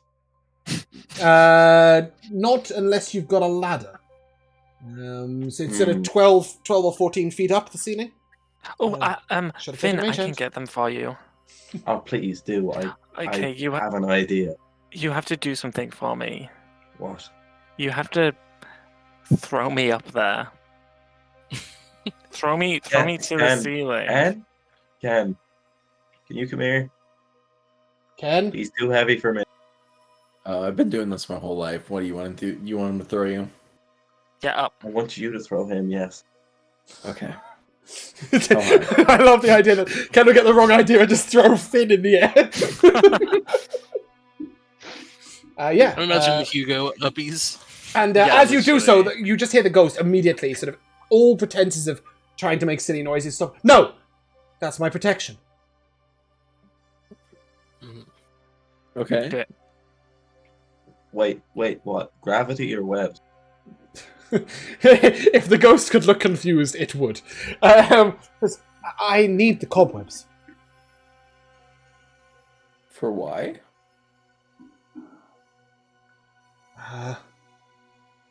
Go on then. That what? I don't want to see what Right, break the cobweb. Yeah, and when you scrape some of the cobwebs away, you'll see that his face actually appears in the ceiling. Like, you can actually see his face, like, pressed through the ceiling. A little face is moving. What I wanted to do is, like, as he throws me up, as I'm going upwards, I want to wild shape into my lizard so that I can stay on the ceiling. And then just, like, wrap my tail around cobwebs to collect them. Okay. It just gets stuck in your hair. As Hugo Lizard just pretty much sweeps with his hair and pulls with his tail the cobwebs behind him. You see this face that are moving through, and the cobwebs hide me. Since that dastardly man moved in, I needed to keep my presence a secret. I've been trying to scare him off for months. Do you live here? Once. This was my winery. Long ago. So you are a ghost?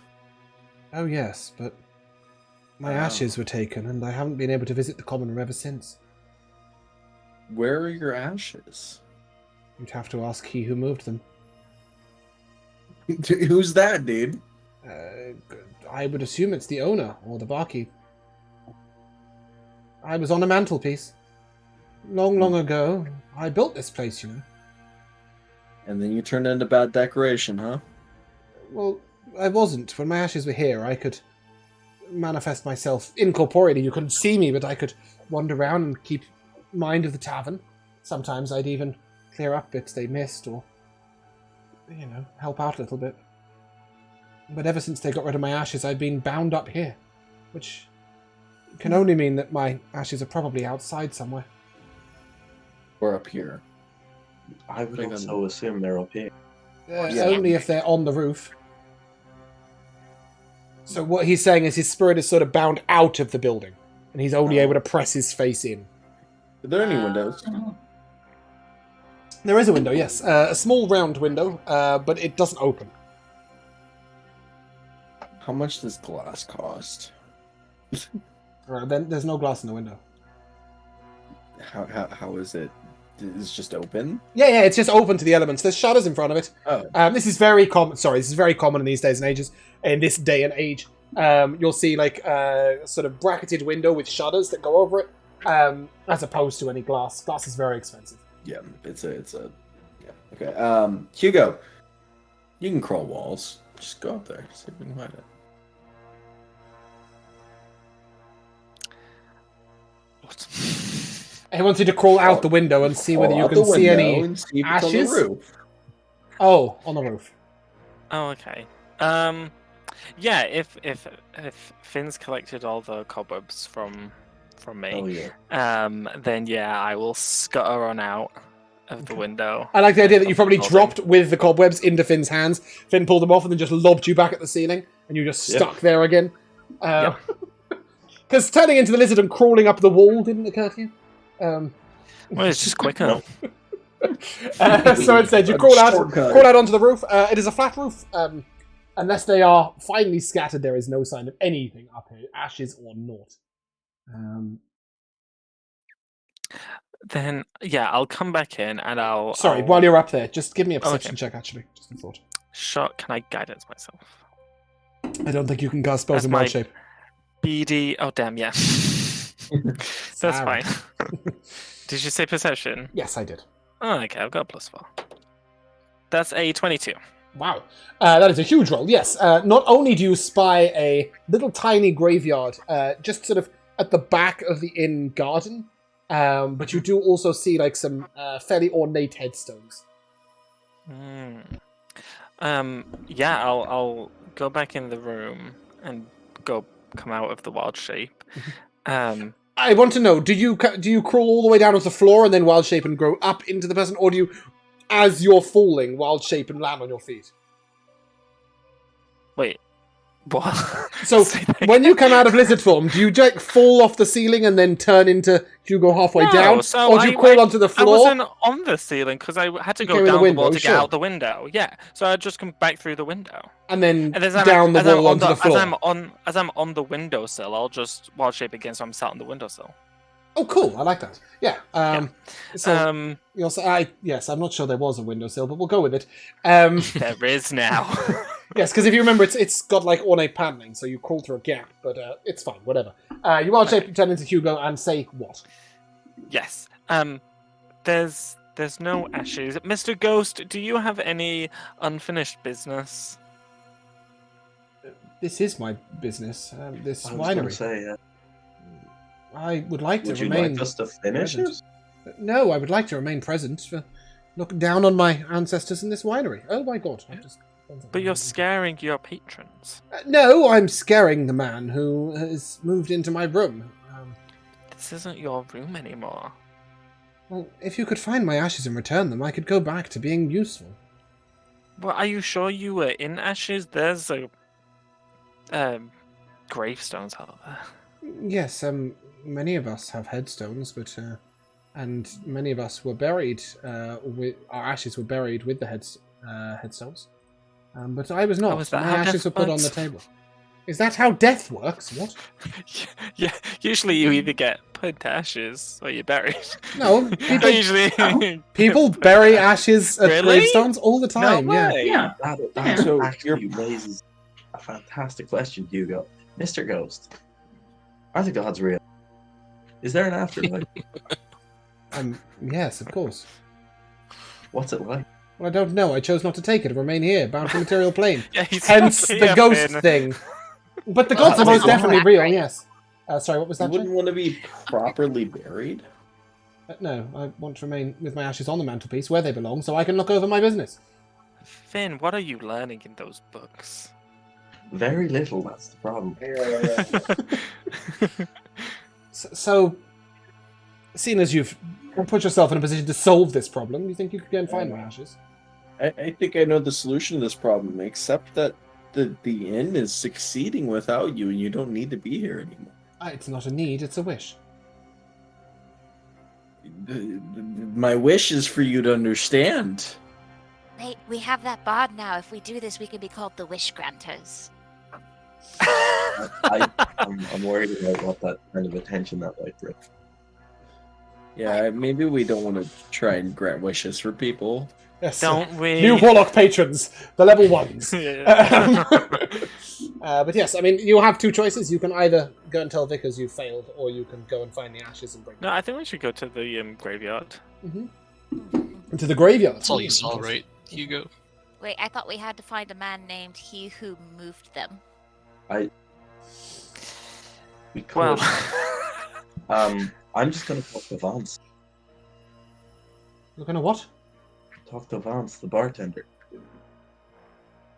That is also a very, very valid choice. Sure, But you want to go to the graveyard? You can. What's the plan? Do we want to split up? Half to the graveyard, half to the bartender? why not? sure, let's well. There is one piece of information you may need if you're going to a graveyard. Does anybody want to try and collect that? Mr. Did we Ghost, get what's it your right? name? Aha! There we go. Excellent. Usually helps if you're looking for a tombstone. Matthias. Matthias. Okay. He wants to come to the graveyard with me. I will be going Okay. to the graveyard. Oh, okay. I listen. I told Mom Told Mom what? that I wouldn't let you out of my sight. You get a little bit crazy sometimes, and I gotta be careful.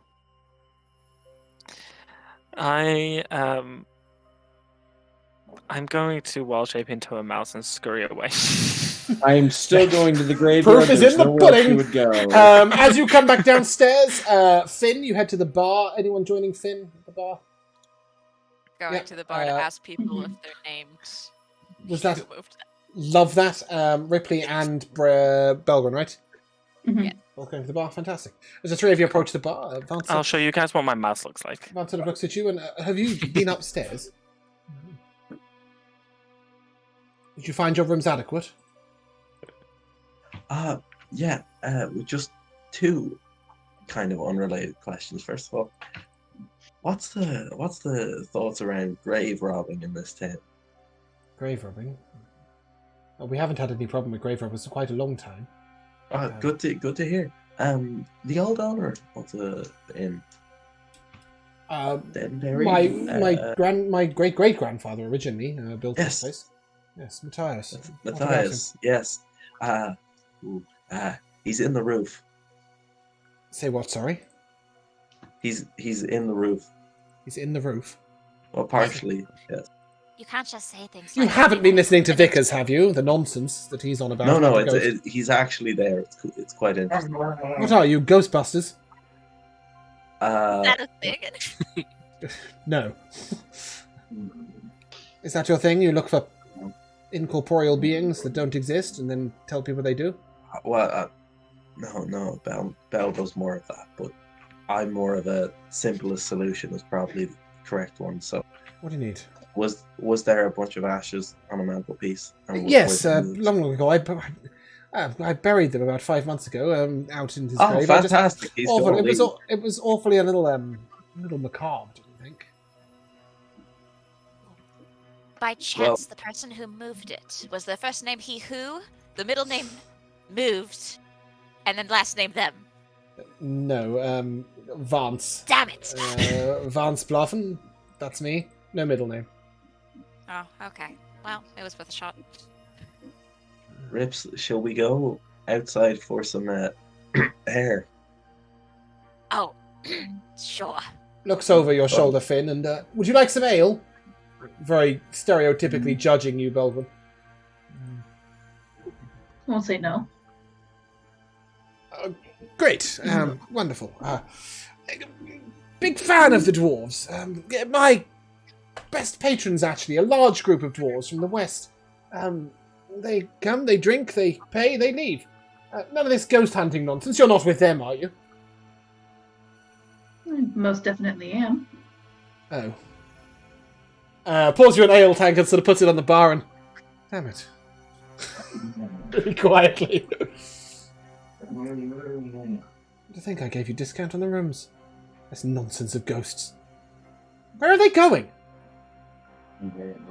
He asks you, Belgren, where they are going as they leave out the back door. Well, to get some air. Right. Not enough in here.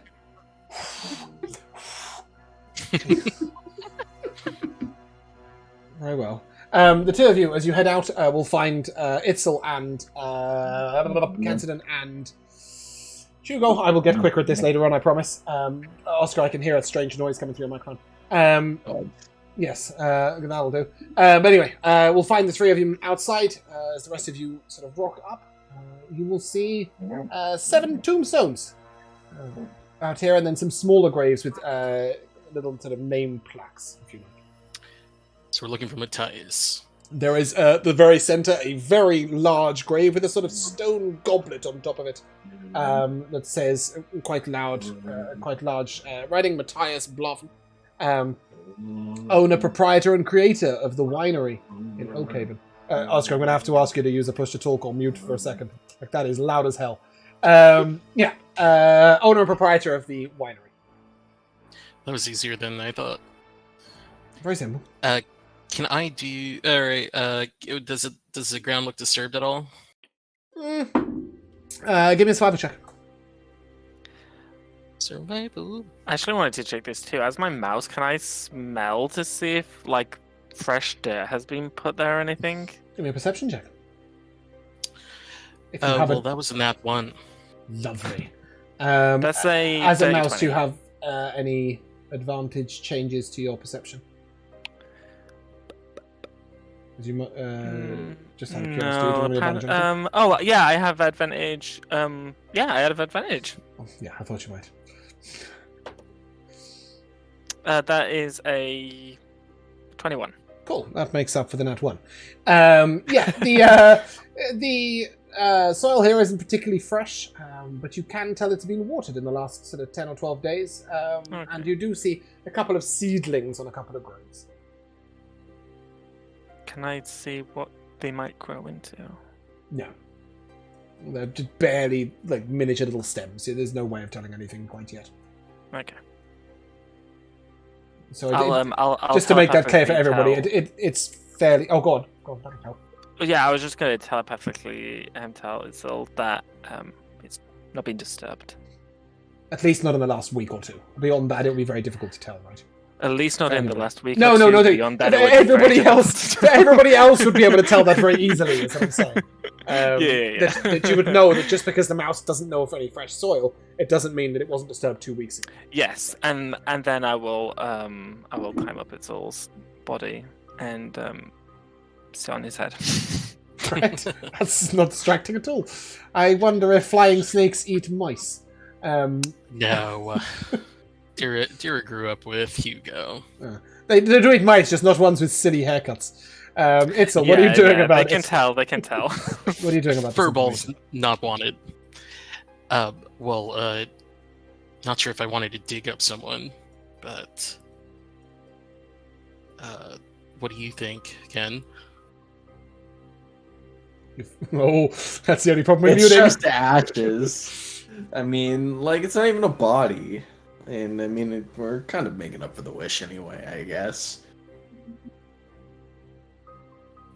What time of day is it? It's about 7 p.m. The sun is setting, but has not set. Can I see anyone around us? Go ahead and give me a perception check. I swear, if this is a 1. That can't be, surely. An 8. You look around, the coast looks fairly clear. You do see one woman riding a bicycle through town, but she's quite a long way away. Well, I think the coast is clear if you want to do something. Do we have a shovel? I can't believe you, Kim. I can't believe you. When I was looking through people's inventories, I went, what the fuck do you have a shovel for? And he went, you never know.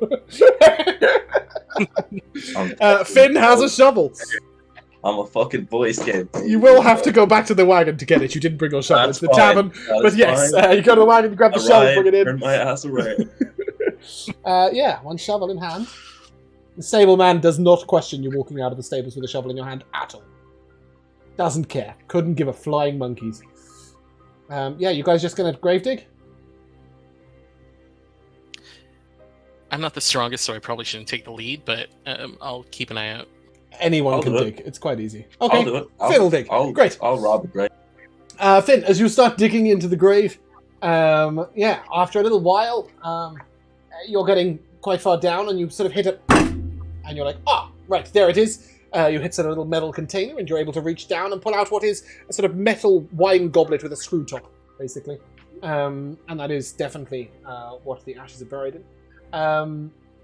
And Belgrin, did you follow everyone out, or did you stay in the inn? No, I was still staying. Great. You see the innkeeper sort of up to no good air, all of them. And he begins to head towards the back door to go out towards the garden and subsequently the graveyard. Do you say or do anything? Yeah, I'm gonna try and just say, sir, sorry, before you go, I did have some questions for you at the very least. Oh, of course. Sorry. Yes. What can I do for you? I noticed that you stated that, or at least you have the opinion that this whole ghost shenanigan is a little. How do I say this? False? Yeah, I guess. Yes. I'm just wondering why exactly you're of that opinion. Because I don't believe in fairy tales and nursery rhymes. Well, I mean, oh God, I forgot. Sorry, I totally forgot the name of the person who's in that room. Vickers, the guy upstairs. I mean, obviously, Vickers is looking quite worse for wear. I mean, there's something at least affecting him in terms of this sleep. Yes, Vickers would be terrified if he saw his face at the bottom of a mug. Quite a persistent issue, though. Have Yes, you he is. tried any? I have offered him out to various people, but no one wants him. I guess I just can't wrap my head around why. Maybe just even for shits and giggles to entertain his idea. I've been up there to check. Like, I'm not that stupid. I went up, I prodded the ceiling, I poked, I shouted, I yelled, I whispered. But we even had one of those priest-like fellows come in. And he said that there was nothing up there. Interesting. When I went up there, at least with my group, and I mean, you might consider me a biased source, but there was most definitely something up there. Well, can you do away with it? That's what we're trying to look into. Excellent. If you do so, and Vickers finally ceases his whining, and perhaps returns to his previous ability of playing the dulcimer, which was actually adequate, then ale on the house for the whole night. I'm trying to think. Well, What might this involve? I'm not sure you're gonna enjoy that answer. Sell it to me. Well, I mean, the spirit has indicated to us at least a desire to bring the urn that was buried back onto the grounds. Now that you mention it, that is about when Vickers started complaining. I just thought it looked a bit macabre. Are your friends outside digging up a grave? They're getting some air. Give me a deception check. I suppose you don't 100% know, so you can choose deception or persuasion. It's either if you genuinely believe they're not digging up a grave, give me a persuasion. If you believe they are, give me a deception.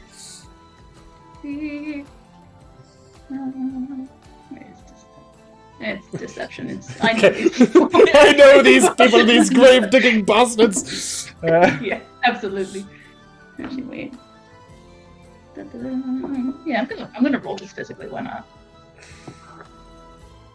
That's deception is 2. 5. 5! They're out there digging a grave! Mavis! Mavis? Mavis? Excuse me. And he heads to the kitchen, he looks in. Oh my goodness. Let them dig up the grave! Can you give me a hand, dwarf? Oh, what's going on? And calls you to the kitchen, where he was looking for Mavis. Alrighty, yeah. I'll follow Okay. her. Mavis is standing stock still, and she is covered from head to foot in wine cake. Oh. I think she's in shock. Can you help me? She's not responding. Okay, is there like a stool nearby that I'd be able to kind of like ease her Yeah, down? you guide her to it, and she sort of wipes her face. And, Okay. I'm not non-responsive, you idiot! My cake exploded! Never has it done this! Must be ghosts in this place! And as the rest of you outside... Vance just sort of what do you stop got? it with a ghost idiot. Finn, you find yourself a urn. I think he was telling the truth. That being said, open. Okay, a little tiny gust of wind just takes a slight dribble of ashes fuck. out. Shit. As you brought it back in, sort of close it up. Okay, definitely ashes in there.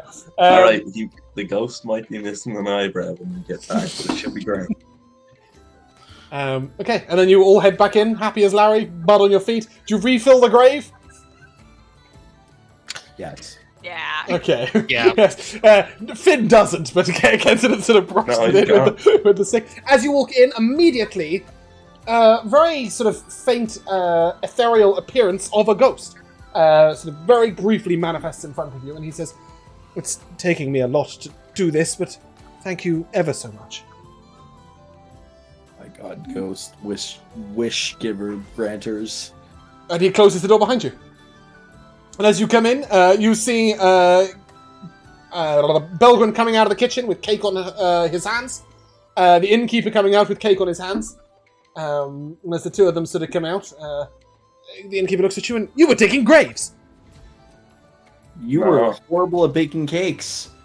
I don't bake the cakes! Mavis does, and it exploded! Well, God.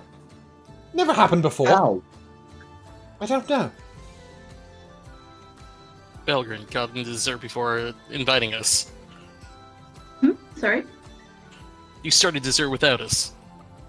I mean, if anything, it's on my hands. Raw eggs It'd be are crumbs bad and stuff in my for you. beard if it was. Wait, can Ripley try to like swipe a taste of cake off of like Belgrin's hand? Like, Do you attempt Yeah. to deceive, to do this discreetly or not? this time? Yes, this will be. Give me a sleight of hand check. Oh god. Oh boy. Okay. And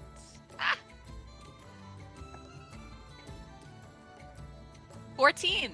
14, yeah. You get the half-cooked cake off on your finger.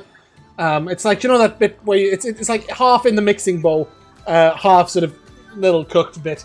You get this sort of like wet cake. And when you take a mouthful, it is absolutely sumptuous. It is like a sweet wine mixed with like grapes and icing sugar. It is 90%. incredible. Ripley is trying to 90% your of the hand flavor comes from baking. We need to figure this out. now. The explosion. Why? And how can we make it better? Please don't practice this in camp in the future. I intend to get rid of the exploding, not the... Okay, then that's fine. I will say, if explosion makes it taste this good, then it might be worth a shot. No, it's the ingredients has That's a to fair be. point. A slightly cake-covered woman eventually comes out and, I'm ever so sorry, but there'll be no cake for dessert. It exploded. Not on my watch. No, it did. I don't know if you have a watch, but it did explode. We can make more cake. Well, it takes quite a long time to mix it. Are you offering to help? I would love to. Very well. Let me show you. Come on. And as she leads you back in, give me a perception check. I'm gonna climb up Belgrin's body to start nibbling on the cake on his hands. With an 8, you notice somebody leaving the kitchen, but you don't notice who they are. And when you look around, they're gone. Well, let's mix that cake. Yeah, she'll give you some instructions. Go ahead and give me a cooking check. Did you give me cooking? Yeah. You might have to refresh if you've had your card sheet open a long time. Refreshing. There we go. Why is it? That is a dirty 20. Okay. Yeah, you are able to make a fabulous job of it, and you're also able to clean the recipe, though it does require 3 bottles of sweet wine from the winery, which you might have to purchase at 6 gold pieces each, so maybe wait a little while before making that recipe. But eventually, you're able to help her, and the cake does come out like 10:30 at night, but it is absolutely incredible. However, before the cake, there is one little matter that we should get to. That is not The right. fact that we just have a dirty urn in Well, our two hands. things. First of all, when you place the urn back on the mantelpiece, you are able to receive 50 XP for completing restoring the ghosts to its peace, which should put you at around 60. And secondarily, you will hear Braylon sort of, I'd like to tell a tale, if I might. A tale of a wonderful mercenary group called Good Company. They are the Bear Whisperers, tamers of all creatures wild, soon to tame the lands they call the Untamed Lands. The most exceptional adventurers you might ever meet. And meet them you shall, for they are here. Ladies and gentlemen, give them a cheer. And he sort of points in the 2 other patrons, sort of. One of them is Vickers, and the other one is a small cloaked man who's kind of keeping himself to himself at the table. And every now and again just lets out this very strange giggle. And then just carries on sitting in silence. He appears to... and he claps really slowly when he hears your name. Well, I'd like to tell you all about how wonderful they were. They saved a bard, they did. A saviors of a bard, indeed. Me, the bard. And I was saved. Saved from what, I hear you ask? I was saved in a cave from a bear. Isn't that amazing? Tamed it, they did. Sent it away, I hear. Its name was Bluster. Fancy that, Bluster the bear. And we even befriended a stone crab on the way. Wonderful tale, I tell you. And great company they are. And they escorted me all the way here and are to escort me to Red Keep tomorrow. If you need any jobs done, if you need any adventures adventured, if you need any quests questing, they are your mercenary company of the day. Ladies and gentlemen, a round of applause for... Sort of very slowly, the man claps. Vickers sort of... comes over to your table and sort of waves in. Did you make any progress? I'm sorry, I know your tale is being told right now, but I don't know how hard to clap. I don't think you have to worry about that ghost anymore. Is that so? Done, dealt with, Actually, finished. no. You're gonna have to worry about that ghost. Actually, I think a lot more. Just not in your room. Oh, well, that's all that matters. You found it. Did it need something? Did you help it? We fixed it. Granted a wish. You grant wishes. Wow, that's amazing. And wish granters. Shouts over, and I must reward you with something. Please, I have something upstairs. Let me get it for you. And then he'll rush off upstairs, and he comes back in a little while with a book. And he places the book on the table. And it is the history and what's the word? History and tales of Oakhaven. So it tells you about the history of this place and all about little side notes of things about Oakhaven. Ken, do you know? Slightly. I know that the B is a line with 3 squiggles. He's not wrong. Define a squiggle. Which way does the squiggle go? You kind of squiggle that way, and that is the question. Thank you so much. I'm going to eat some cake. Never mind. I'm not going to talk to anyone for the rest of the night. You can read up on Oakhaven, the history. And you will actually find out that Oakhaven didn't exist until Matthias Blaffen built the winery. It was him first building the winery in the vineyards, and then the rest of the town being built around it. All other information in the book is deadly dull and boring. In fact, the next best tale about Oakhaven is the ghost that was saved in the inn, and I think you just wrote that one. The wine did bring the people. It does do that. And as you sit victorious, listening to your tale of your own greatness and then following it with sumptuous wine cake, that is where we are going to end. First quest down. And we will come to something, the timeless tradition of MVPs. Some of you won't have a fun Scooby what this is about. So, basically you pick a moment, a thing, a highlight, not a person specifically, but a thing, or a moment, or something that person said or did that you thought was great and cool and amusing and whatever. This can be something really silly and trivial and amusing, or it could be something really serious and in-depth. I will come to the two that are used to it, and then let the rest of you follow suit. As I will come to Josh, your MVP session. Yeah, so mine goes to Finn when he said, "Enjoy the ground, you dirty hippie." Yes, I did like that. Just a side note, actually, I've forgotten just to mention, I did give out a D4 of inspiration to Bumpkin with your keeping him in place by asking him questions, but also your sort of acknowledgement that he was basically being really obtuse and not getting involved. And I just really liked the way you handled the whole thing at the bar while everybody else was digging graves. I think I actually gave you the D4 at the point that you said, I'll make a deception check, I know those people. Oscar, your MVP. Gosh, I know we're not supposed to give it to people as an individual, but I do actually really enjoy the energy and the accent and all the whole stuff that Ripley's bringing to the table. Yeah, definitely. If there's ever a session to like a character and a personalization, then that would be it. Speaking of which, Jay, your MVP. whenever Hugo would turn to an animal with a tuft of hair. A tuft of hair, specifically. With a tuft, I appreciate it a lot. Justin. I loved Ripley taking advantage and taking a taste of the cake. Yeah, definitely. Perfect. Bumpkin? Honestly, no, mine was the same of just anticipating what kind of picture would show up whenever Hugo said they were in wild shape.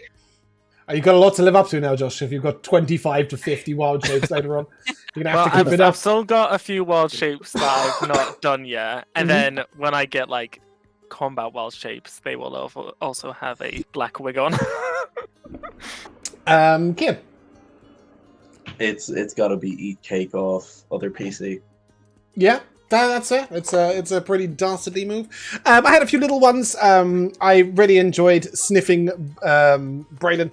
I thought that was hilarious because the bear said he smelled. What made it especially amusing is that you didn't hear the bear say he smelled. You're just curious, I guess, as a player, which is great fun. And just in general, I know it's a little cheesy, but to all of you, I think it can be very difficult to come at it with roleplay and, sort of enthusiasm and vigor in session one. Sometimes it can be a little nerving, a little daunting, and I think you guys did a fucking great job. So with that is where we're going to end. If you guys would like to say goodbye. Bye. We shall see you soon.